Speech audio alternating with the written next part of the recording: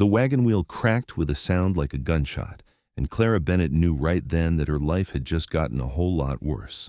She sat there in the driver's seat, hands gripping the reins so tight her knuckles had gone white, staring at the broken wheel that now tilted the entire wagon at a sickening angle. The July sun beat down on her bonnet with merciless intensity, and she could feel sweat trickling down her spine beneath her cotton dress. This was Arizona territory in 1883, and the heat was the kind that could kill a person if they weren't careful. Clara had been traveling from Tucson toward the small settlement of Pine Ridge, carrying supplies she desperately needed for her boarding house when the wheel had given out on this dusty stretch of road that wound through the foothills. She climbed down carefully, her legs shaking, not just from the shock, but from something else, something that had been getting worse these past 3 weeks. At first, she had thought it was just exhaustion from running the boarding house alone after her father had passed 6 months ago.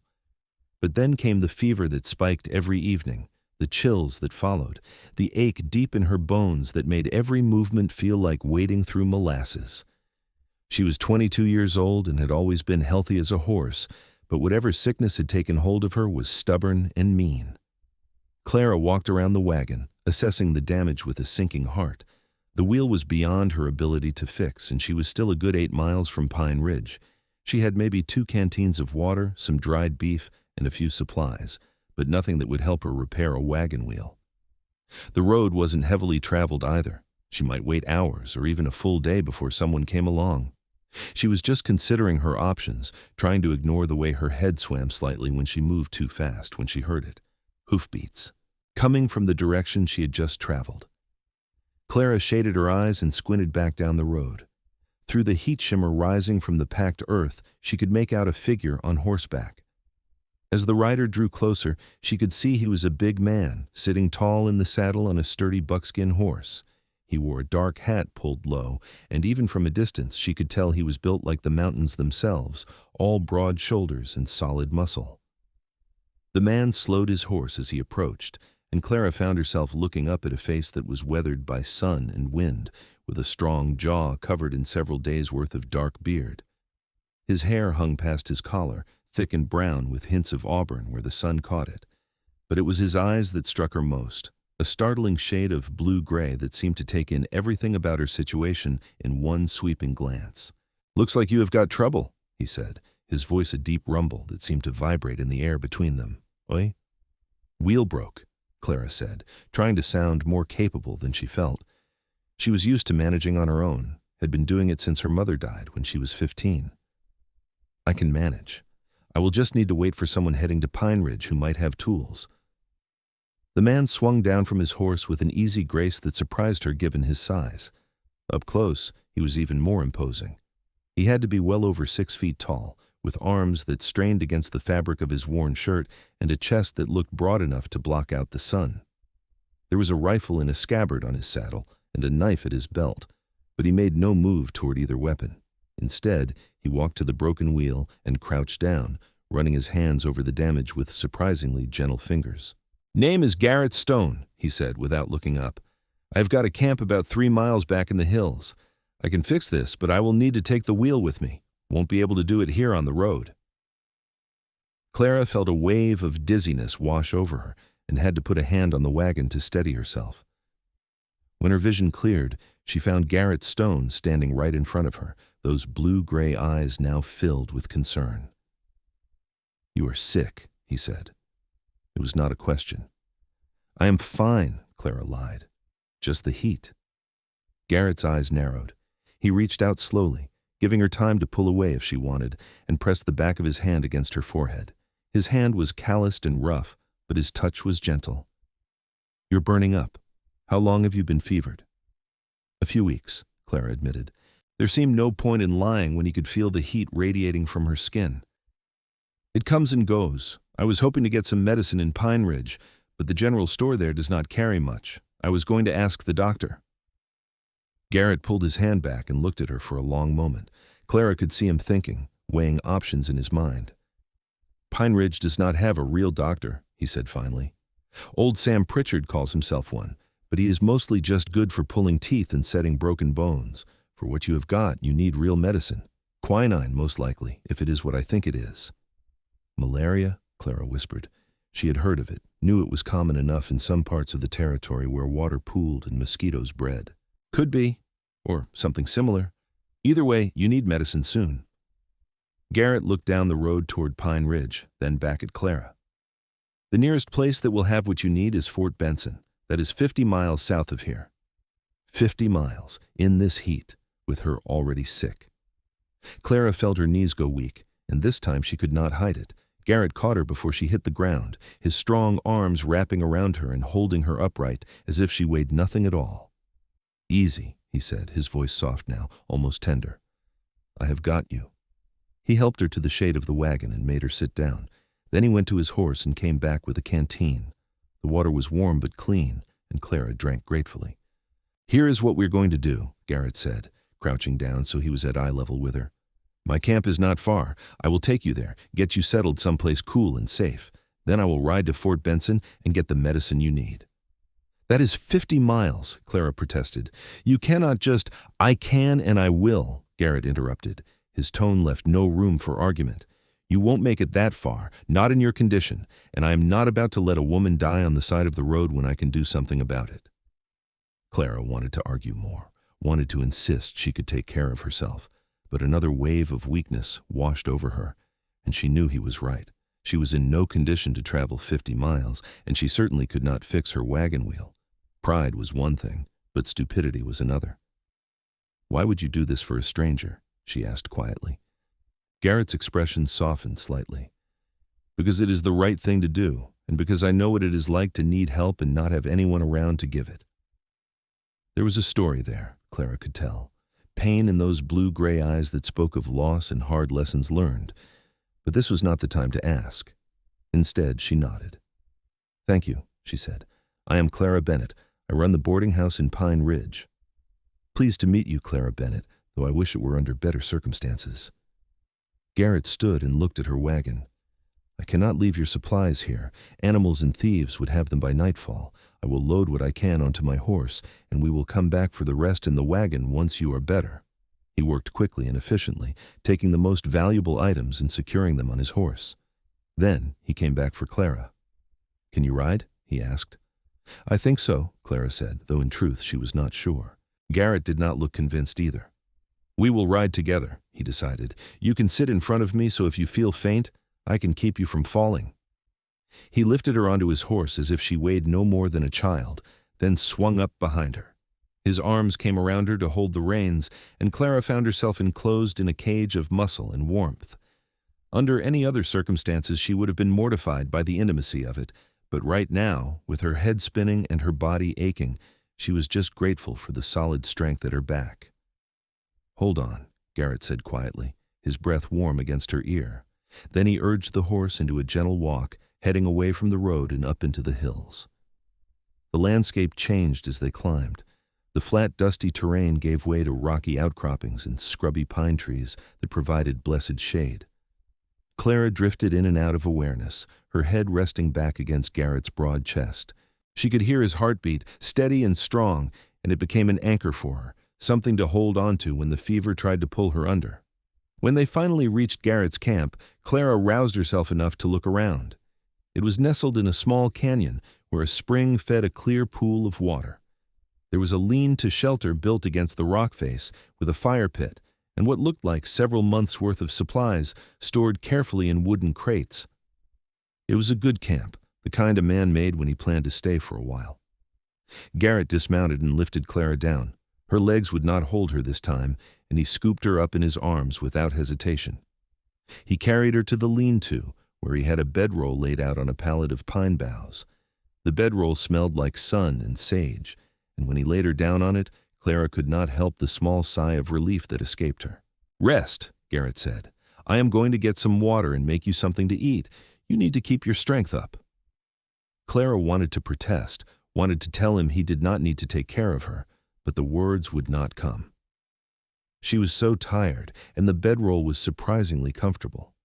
Her eyes drifted closed, and she heard Garrett moving around the camp, the sound of his footsteps reassuring in their steadiness. When she woke later, The sun had moved significantly across the sky, and the air had cooled slightly. Garrett was sitting by the fire pit, watching something cook in a small pot.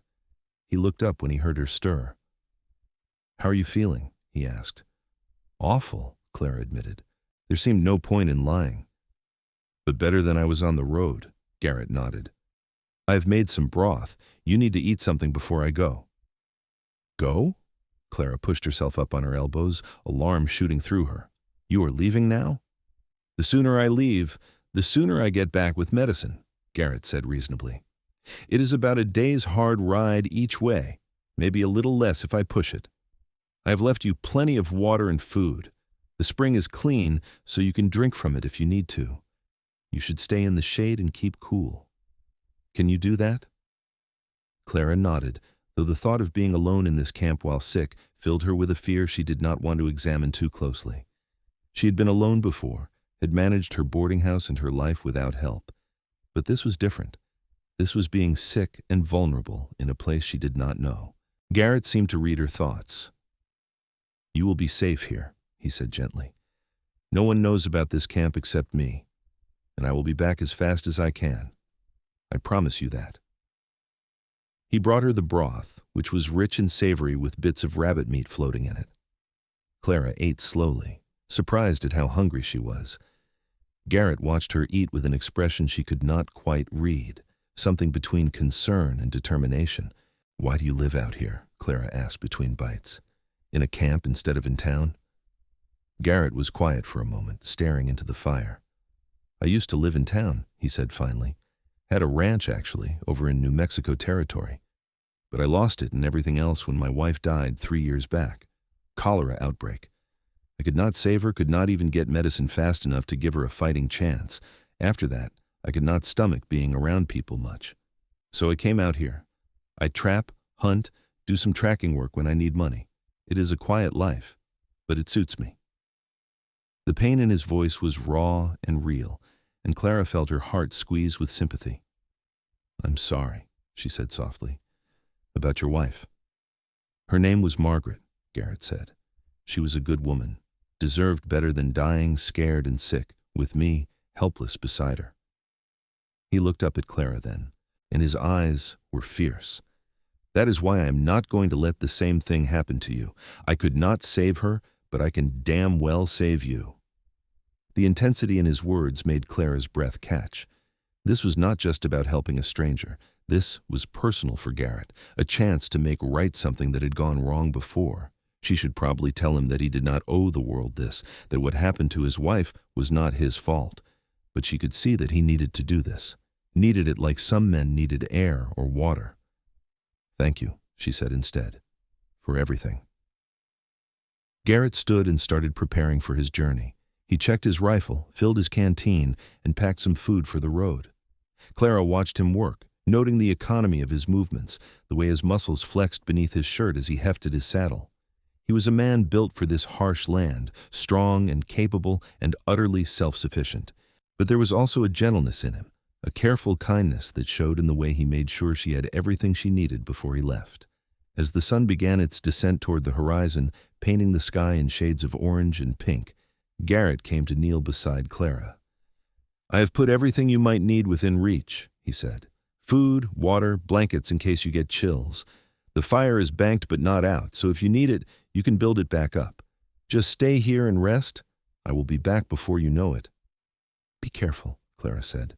The words came out more emotional than she intended, and she saw surprise flicker in Garrett's eyes.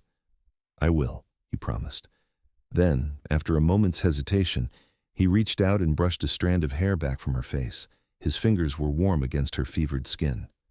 "You be careful, too. Do not try to do too much. Just rest and wait for me." "I will," Clara promised.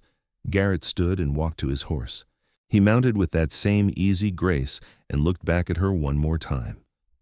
In the fading light, with his broad shoulders silhouetted against the colorful sky, he looked like something out of a story, a hero from the dime novels Clara used to read before her life got too busy for such things. Then he turned his horse and rode out of the camp, heading south toward Fort Benson and the medicine that might save her life. Clara watched until he disappeared from view, then lay back on the bedroll and closed her eyes. The fever was rising again. She could feel it building in her blood, making her skin feel tight and hot. She pulled one of the blankets over herself, even though the evening air was still warm, and tried not to think about how alone she was. The night passed slowly. Clara drifted in and out of fevered dreams, seeing faces she knew and faces she did not, hearing voices that made no sense. Sometimes she thought she heard Garrett's voice, that deep rumble telling her to hold on, to stay strong. But when she opened her eyes, she was alone in the lean-to with only the stars visible through the gaps in the roof. By morning, she felt worse. The fever had climbed higher, and her body ached in ways she had not thought possible. She managed to drink some water from the canteen Garrett had left beside her, but the thought of food made her stomach turn.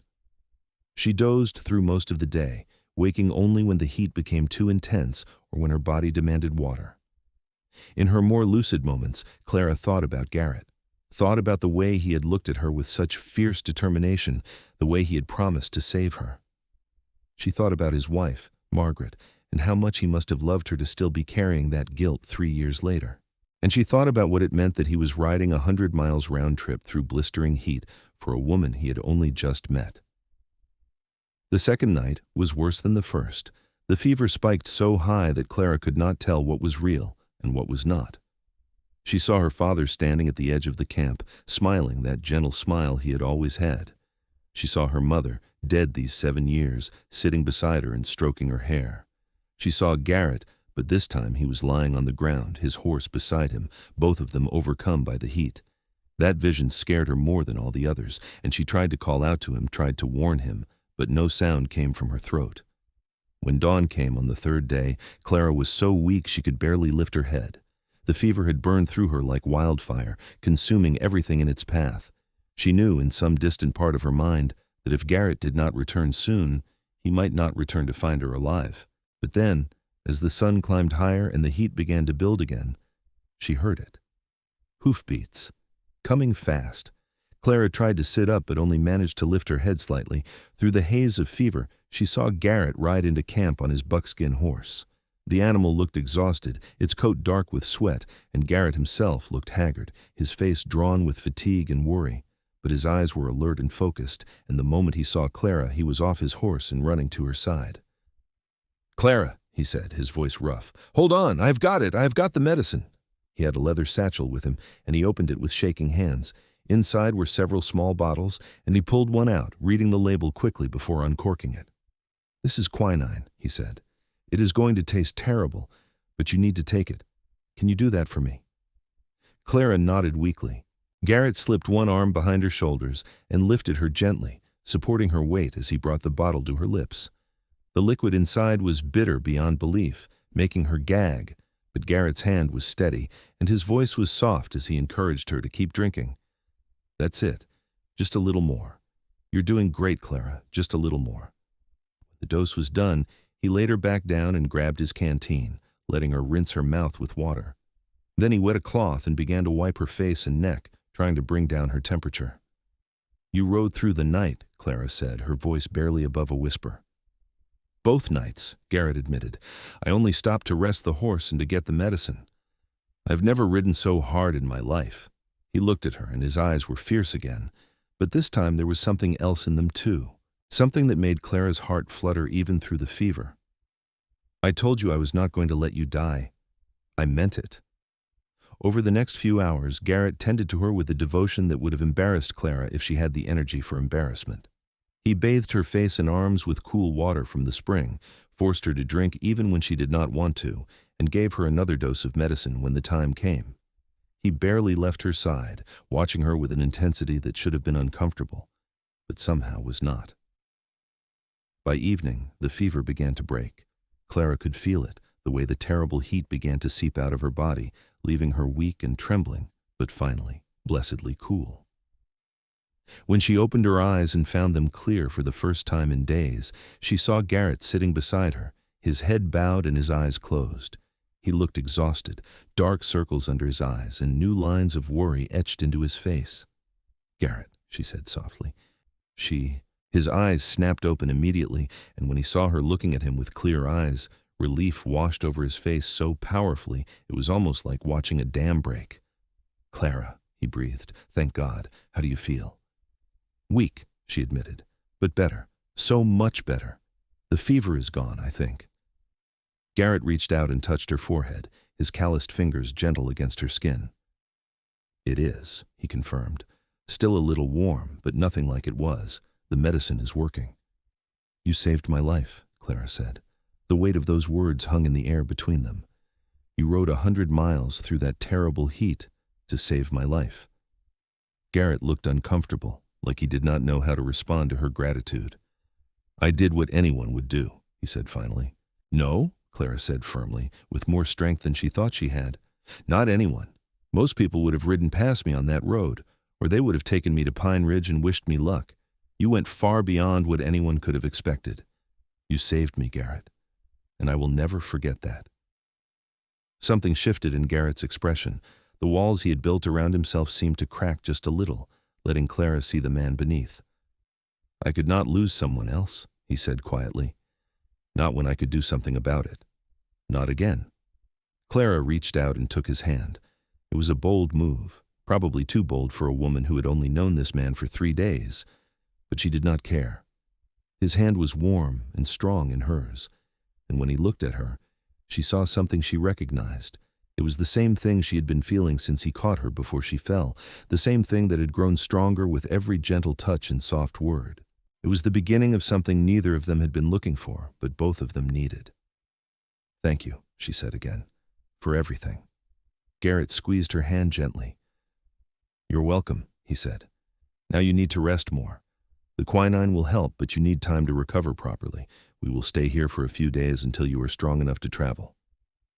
Clara wanted to protest, wanted to say she could not take up any more of his time, but the truth was she was grateful for the reprieve. She was not ready to face the world yet, not ready to go back to her boarding house and all the responsibilities waiting there. Here in this canyon, with the spring bubbling and the wind rustling through the pines, she could just be, and Garrett would be here to watch over her. Over the next several days, Clara slowly regained her strength. Garrett proved to be a surprisingly good cook, making her meals that were both nourishing and tasty. He hunted fresh game and picked wild greens, combining them into stews and roasts that made Clara's mouth water. He told her stories while she ate, tales of his time as a rancher, of the places he had traveled, of the animals he had encountered in these wild mountains. In turn, Clara told him about her boarding house, about the travelers who passed through, and the characters who stayed for longer periods. She told him about her father, who had been a carpenter, and had built the boarding house with his own hands. She told him about her mother's death, and how she had learned to manage a household at 15 because someone had to do it. Garrett listened to all of it with genuine interest, asking questions and making observations that showed he was really paying attention. On the 4th day after his return, when Clara was finally feeling strong enough to walk around the camp without getting dizzy, Garrett took her to see the spring. It was a beautiful spot, with the water bubbling up from between the rocks and forming a pool that was crystal clear and cold. Wildflowers grew around the edges, and a family of quail came to drink while they stood watching. "This is the most peaceful place I've ever seen," Clara said softly. "It is why I stay here," Garrett said. "After Margaret died, I could not stand the noise of towns, the constant chatter and movement. Out here, everything is simple. The world makes sense." Clara looked at him, at the way the sunlight caught in his hair and highlighted the strong line of his jaw. "Do you ever get lonely?" she asked. Garrett was quiet for a long moment. "I did not think I did," he said finally. "I thought I preferred being alone, but these past few days, having you here, talking with you and sharing meals, it has made me realize that maybe I have just been hiding, not from people, but from the possibility of feeling something again, of caring about someone and risking that loss." Clara's heart began to beat faster. "And now?" she asked, her voice barely above a whisper. Garrett turned to look at her fully. His blue-gray eyes were intense, searching her face as if looking for something. "Now I think maybe I've been wrong. Maybe the answer is not to avoid feeling things. Maybe it is to feel them fully and trust that even if the worst happens, the good parts are worth it." He took a step closer to her, and Clara found she could not breathe. He was so close now that she could see the flecks of darker blue in his eyes, could smell the scent of pine and smoke that clung to his clothes. His hand came up slowly, giving her time to pull away, and cupped her cheek.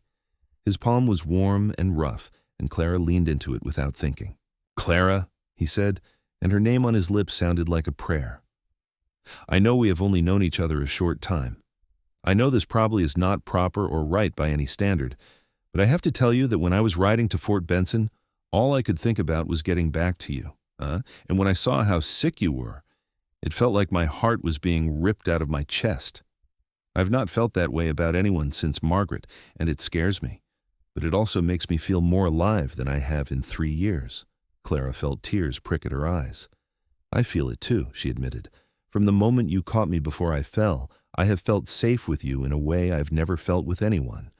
These past days, getting to know you, seeing how gentle you can be despite all that strength, it has made me realize that maybe I've been lonely too.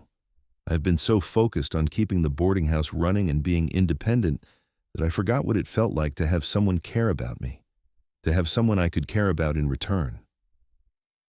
Garrett's thumb brushed across her cheekbone, wiping away a tear that had escaped.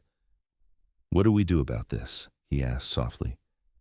"I do not know," Clara said honestly. "But I know I do not want to go back to my life and pretend this never happened. I do not want to lose whatever this is between us." "Neither do I," Garrett said. Then, slowly, he leaned down and pressed his lips to hers. The kiss was gentle at first, almost hesitant, as if both of them were afraid this fragile thing between them might shatter if they pushed too hard. But then Clara's hands came up to grip the front of Garrett's shirt, pulling herself closer, and Garrett's arms wrapped around her, holding her against his chest as if he would never let her go. The kiss deepened, becoming something more, something that spoke of longing and hope and the promise of new beginnings. When they finally pulled apart, both of them were breathing hard. Garrett rested his forehead against Clara's, his arms still around her. "I want you to come back to Pine Ridge with me," Clara said. "I want you to stay. Not in the boarding house if you do not want to be around that many people, but nearby. We can figure something out. I just know I do not want you to disappear back into these mountains and for this to be over." Garrett pulled back enough to look into her eyes. "Are you sure?" he asked. "I'm not an easy man, Clara. I have been alone for a long time. I have habits that might drive you crazy, and I am not used to considering anyone else when I make decisions." "Then you will learn," Clara said with a small smile. "And I will learn too. I'm used to doing everything myself and not asking for help. We will figure it out together." Garrett smiled then, really smiled, and it transformed his whole face. He looked younger, happier, more at peace than Clara had yet seen him. "Together," he agreed. "I like the sound of that." They stayed at the camp for 2 more days, giving Clara time to fully recover and giving both of them time to simply be together without the pressure of the outside world. They talked for hours, sharing stories and dreams and fears. They kissed beside the spring and held hands while watching the sunset. They cooked meals together and laughed at each other's jokes, even the bad ones. On the morning of the 7th day since Garrett had first found Clara on the road, they packed up the camp and prepared to head back to Pine Ridge. Garrett had gone back for Clara's wagon the day before, repairing the wheel and bringing it to the camp along with all the supplies that had been left on the road. Now those supplies were loaded back into the wagon, and Garrett's own belongings were packed on his horse. The ride to Pine Ridge took most of the day. They traveled slowly, stopping frequently to rest and make sure Clara was not overdoing it. By the time they reached the small settlement as the sun was setting, Clara was tired but happy. The boarding house sat on the main street, a 2-story building with a wide porch and windows that glowed warmly in the fading light. "It is not much," Clara said as they pulled up in front, "but it is home." "It is perfect," Garrett said, and from the way he looked at her she knew he meant it. The next few weeks were a period of adjustment for both of them. Garrett rented a small cabin on the edge of town, not ready yet for the noise and bustle of living in the boarding house itself, but he spent most of his days there anyway, helping Clara with repairs that needed doing and keeping her company in the evenings. The residents of the boarding house quickly grew accustomed to the large, quiet mountain man who had so clearly captured their landlady's heart. Clara learned that Garrett was true to his word about having habits that might drive her crazy. He rose with the sun no matter what time he had gone to bed, and he had a tendency to disappear for hours at a time to hunt or just walk in the mountains. But he also made her coffee every morning, strong and hot just the way she liked it, and he fixed everything that broke without being asked, from the squeaky step on the stairs to the window that would not open in one of the guest rooms. For his part, Garrett learned that Clara was fiercely independent and had strong opinions about how things should be done. She did not like to be coddled, and she got frustrated when he tried to do things for her that she was perfectly capable of doing herself. But she also had a generous heart that welcomed everyone who came through her door, and she had a way of making even the roughest traveler feel at home. And when she smiled at him over dinner or took his hand while they walked, Garrett felt something in his chest loosen, the tight knot of grief that had lived there for 3 years finally beginning to unravel. 3 months after that fateful meeting on the road, on a crisp October evening when the mountains were painted in gold and orange, Garrett asked Clara to marry him. They were sitting on the porch of the boarding house watching the stars come out when he pulled a simple gold band from his pocket. "I know this is fast," he said, his voice rough with emotion, "and I know we are still learning about each other, but I also know that I love you, Clara Bennett. I love your strength and your stubbornness and the way you care for people. I love how you make me want to be better, to engage with the world again instead of hiding from it. And I want to spend the rest of my life making you as happy as you have made me these past months." Clara looked at the ring, then at Garrett's face. Tears were streaming down her cheeks, but she was smiling. "Yes," she said simply. "Yes, I will marry you. Because I love you too, Garrett Stone. I love how gentle you are, despite being so strong. I love how you listen when I talk and how you never make me feel weak for needing help sometimes. And I love that you rode 50 miles through blistering heat just to save my life. Because that is when I started to understand what kind of man you really are." Garrett slipped the ring onto her finger and pulled her into his arms. The kiss they shared was deep and full of promise, and when they finally pulled apart, both of them were smiling through their tears. They were married in December, in the small church in Pine Ridge, with half the town in attendance. Clara wore a simple white dress that she had sewn herself, and Garrett wore a new suit that made him look uncomfortable but devastatingly handsome. When the preacher pronounced them man and wife, Garrett kissed Clara with such tenderness that more than a few of the women in attendance wiped away tears. The boarding house became their home. Garrett moved in properly, and while he still disappeared into the mountains sometimes when he needed space and quiet, he always came back. He took over the heavier work of running the place, chopping wood and maintaining the building and helping manage some of the more difficult guests. Clara continued to do what she did best, cooking and cleaning and making everyone feel welcome. Their first year of marriage was not without challenges. They had arguments, like any couple, about money and decisions and how to handle various situations. Garrett still struggled sometimes with the fear of losing someone he loved, and Clara still struggled with letting someone in fully after so many years of managing alone. But they worked through each challenge together, learning to communicate and compromise and forgive. In the spring of their second year together, Clara discovered she was pregnant. The news filled both of them with joy and terror in equal measure. Garrett remembered Margaret dying of cholera, remembered his helplessness in the face of her illness, and the thought of losing Clara in childbirth was almost more than he could bear. But Clara took his face in her hands and made him look at her. "I am strong," she said firmly, "and I have you to take care of me. We are going to be fine. This baby is going to be fine. You have to trust that." Garrett wanted to trust it. He tried to. But as Clara's belly grew and the birth drew nearer, his anxiety grew with it. He became overprotective, not wanting her to lift anything heavy or do too much work. Clara tolerated it for a while, understanding where it came from, but eventually she had to put her foot down. "I am pregnant, not dying," she said one evening when Garrett had tried to stop her from carrying a basket of laundry. "I know you are scared. I am scared too. But you cannot wrap me in cotton and keep me from living my life. That is not going to keep me safe. It is just going to make us both miserable." Garrett stared at her for a long moment, then slowly nodded. "You are right," he said. "I am sorry. I just cannot stand the thought of anything happening to you." "I know," Clara said, more gently now. She took his hand and placed it on her swollen belly. But we have to trust that things will work out. We have to have faith. Garrett felt the baby kick against his palm, and something in him settled. This was his child, his and Clara's, a physical manifestation of the love they shared. And Clara was right.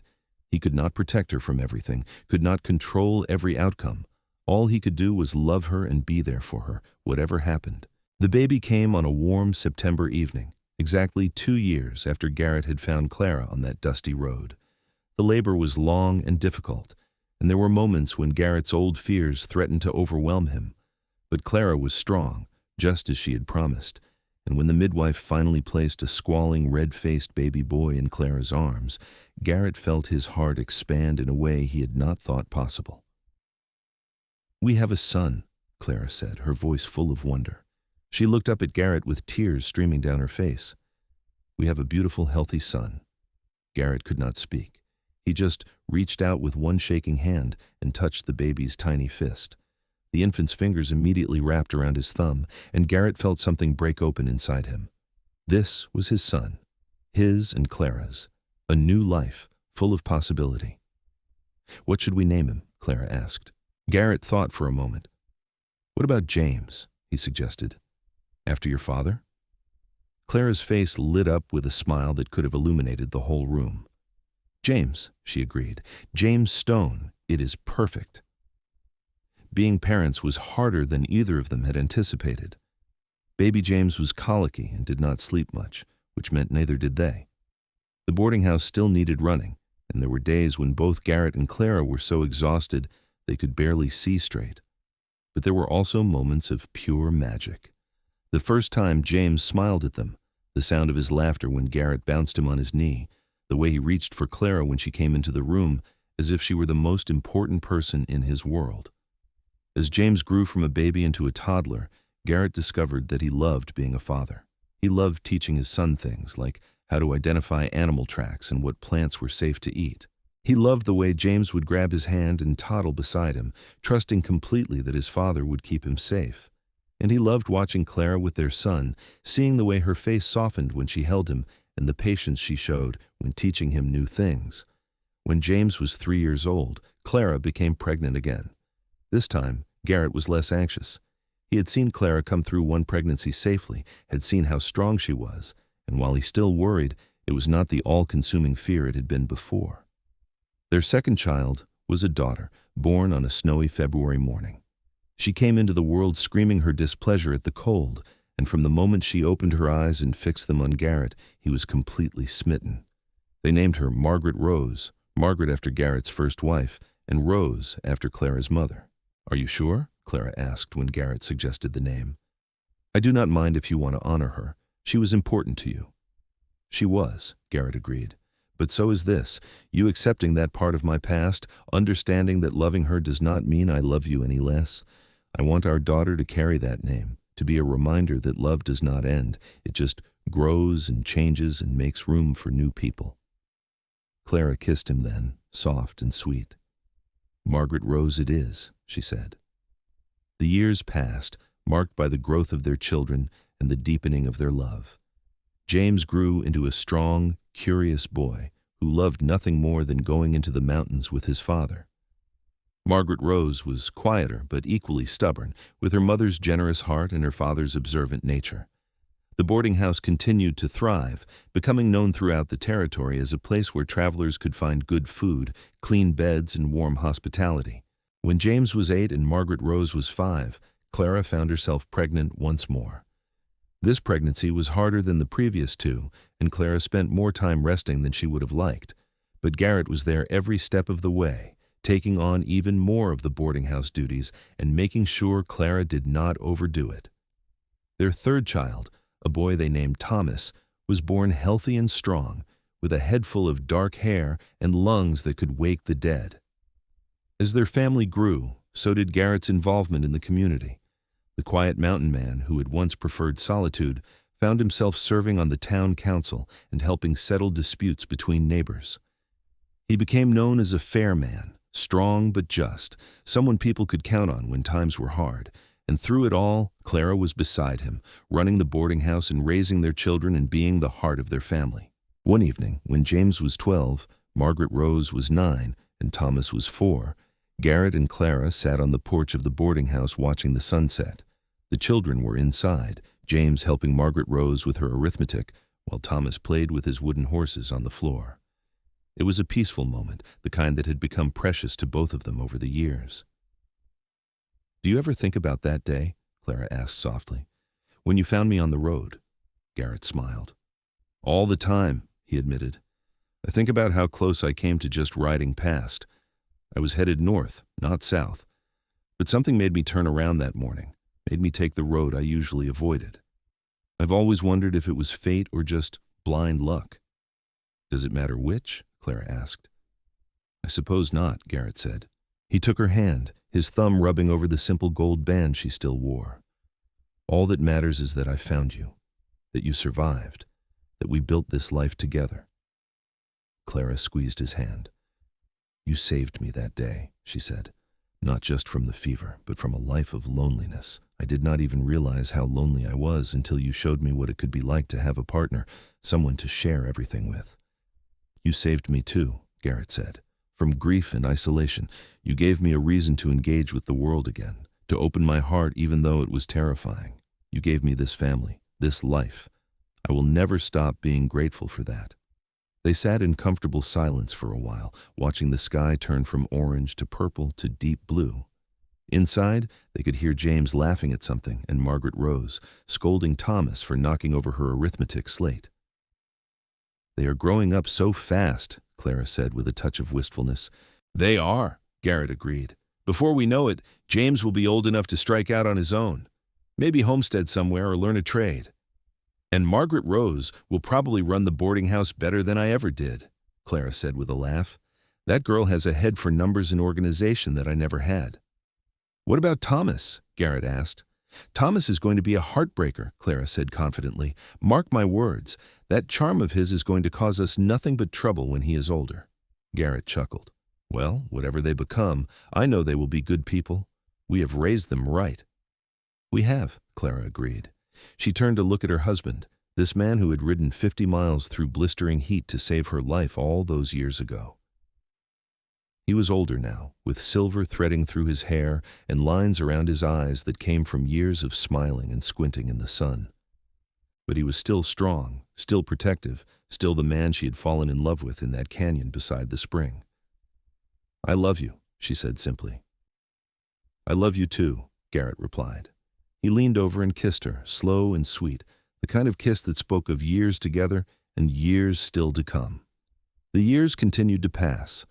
James did indeed leave home at 18, but not to homestead.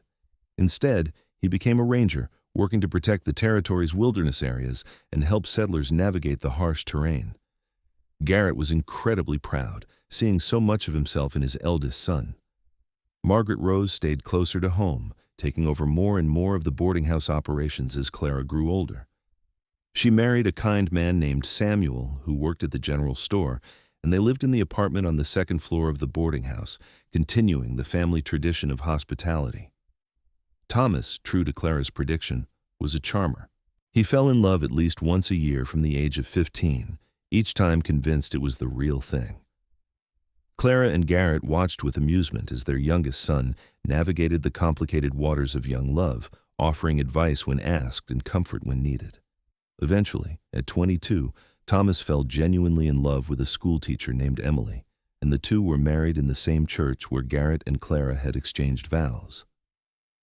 As grandchildren began to arrive, first from Margaret Rose and Samuel, then from Thomas and Emily, and eventually even from James, when he finally settled down with a woman named Catherine, Clara and Garrett found themselves entering a new phase of life.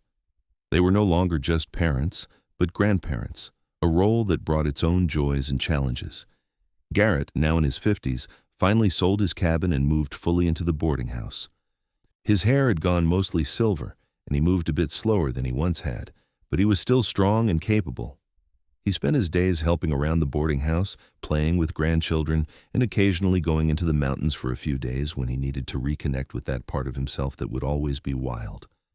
Clara, too, had aged, her dark hair now streaked with white, and her hands showing the wear of years of hard work. but her spirit was as strong as ever, and she still greeted every guest at the boarding house with genuine warmth. She loved being surrounded by family, loved the chaos and noise of grandchildren running through the halls.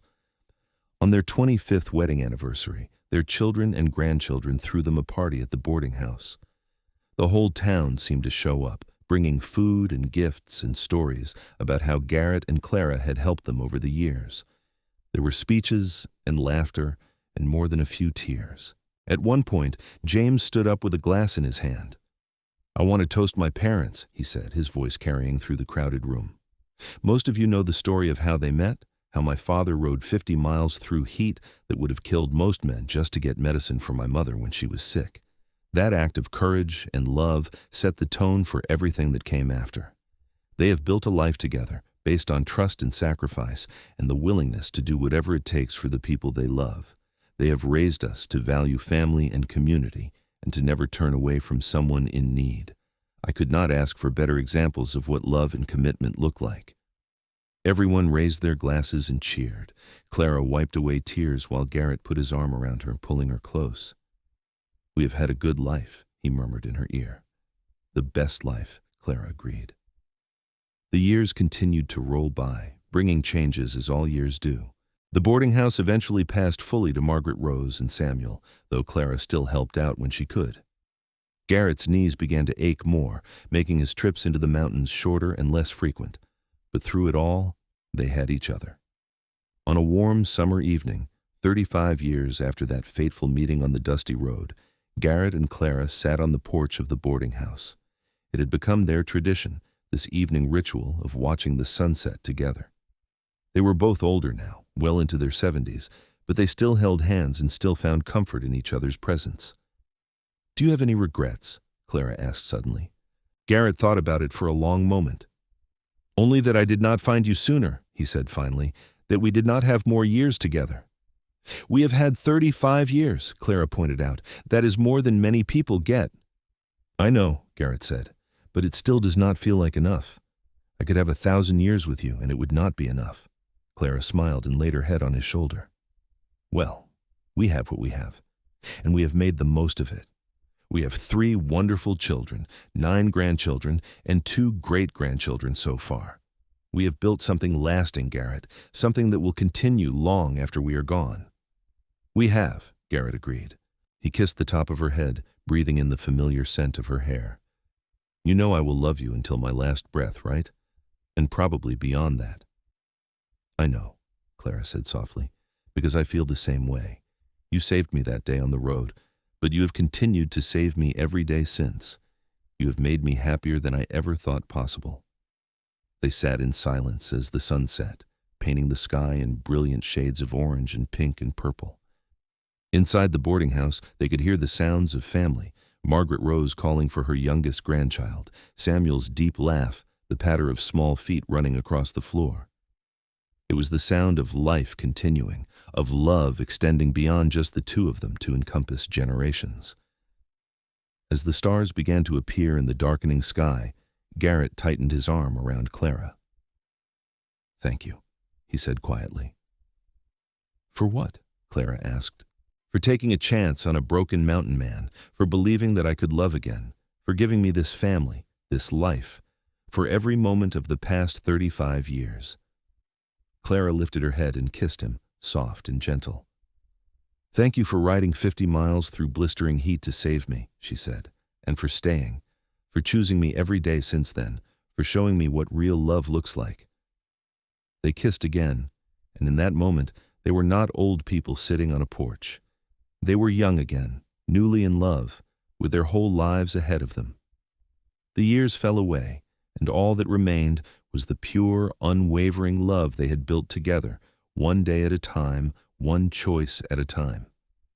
The boarding house continued to thrive for many more years, becoming a cornerstone of Pine Ridge. The town grew around it, spreading out into the valley and up into the foothills. But the boarding house remained, a constant in a changing world, a testament to the love and hard work of Clara and Garrett Stone.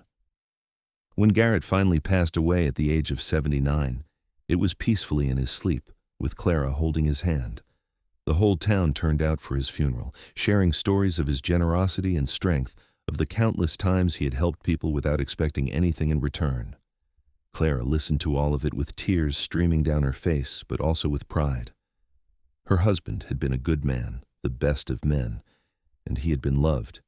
Clara herself lived for 3 more years after Garrett's death. They were lonely years in many ways, but she was surrounded by family who made sure she was never truly alone. She spent her time in the boarding house, watching the grandchildren and great-grandchildren grow, telling them stories about their grandfather and the wild mountains he had loved. On a cool October evening, exactly 52 years after Garrett had proposed to her on this very porch, Clara Bennett Stone passed away peacefully in her sleep.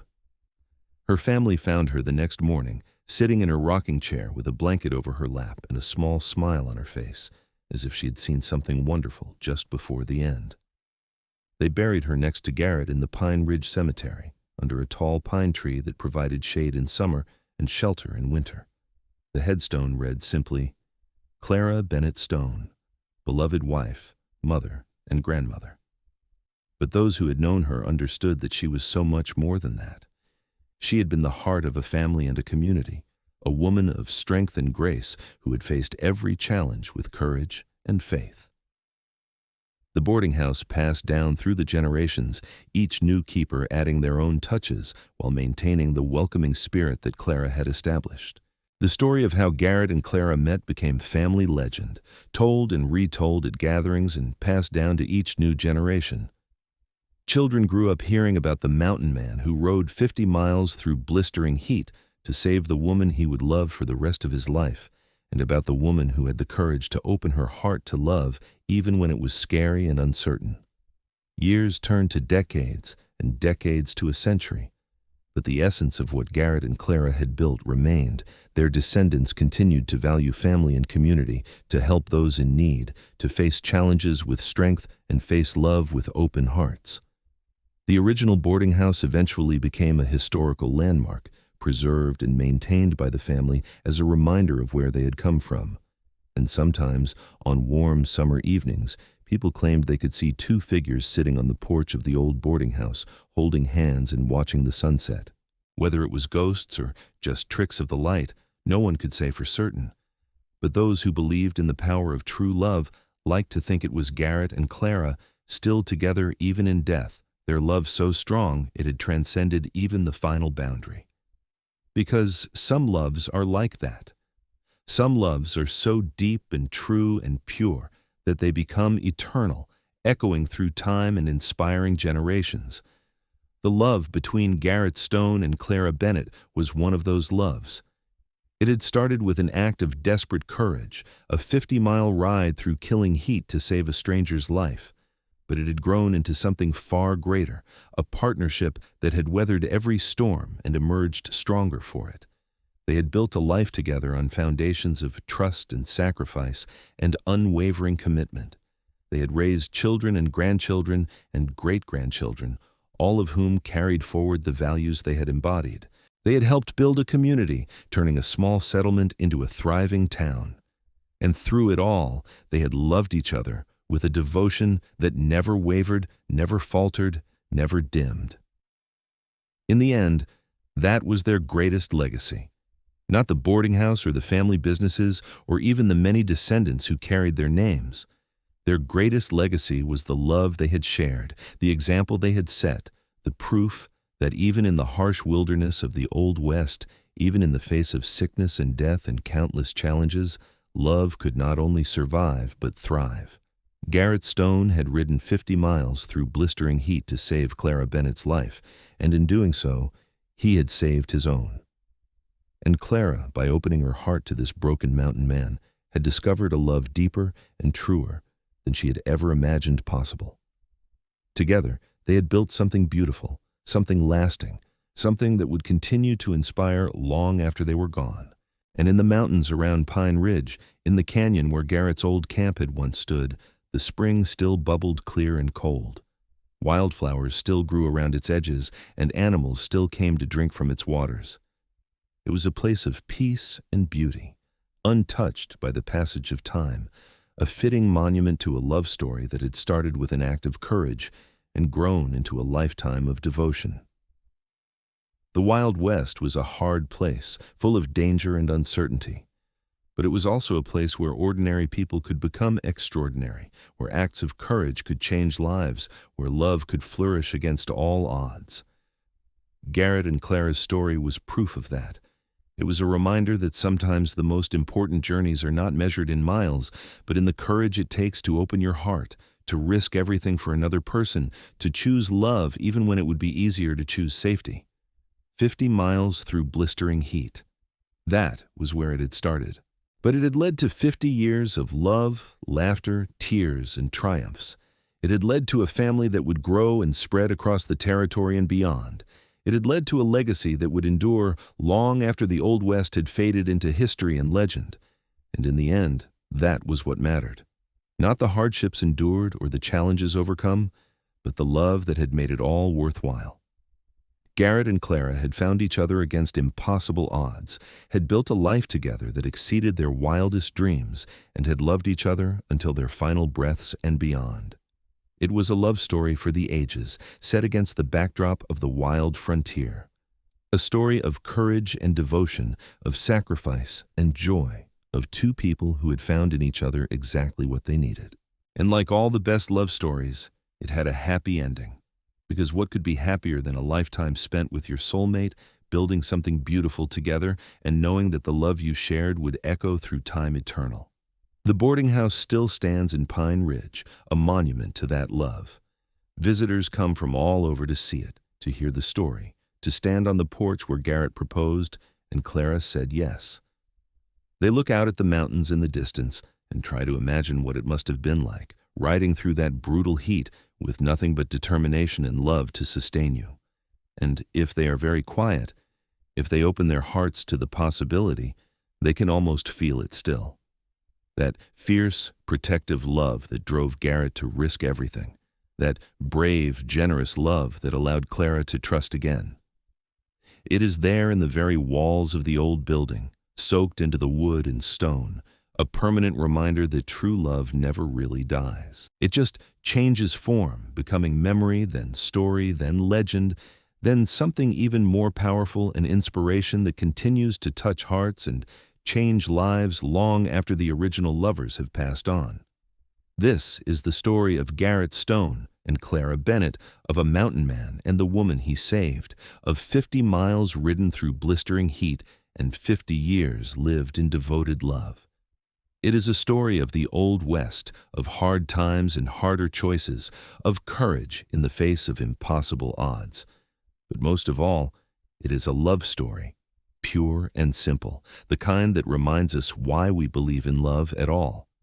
And that love, kindled in the furnace of the Arizona desert, sustained by dedication and nurtured through decades of partnership, remains eternal. It lives on in every descendant who values family, in every act of courage driven by love, in every person who risks everything to save someone they care about.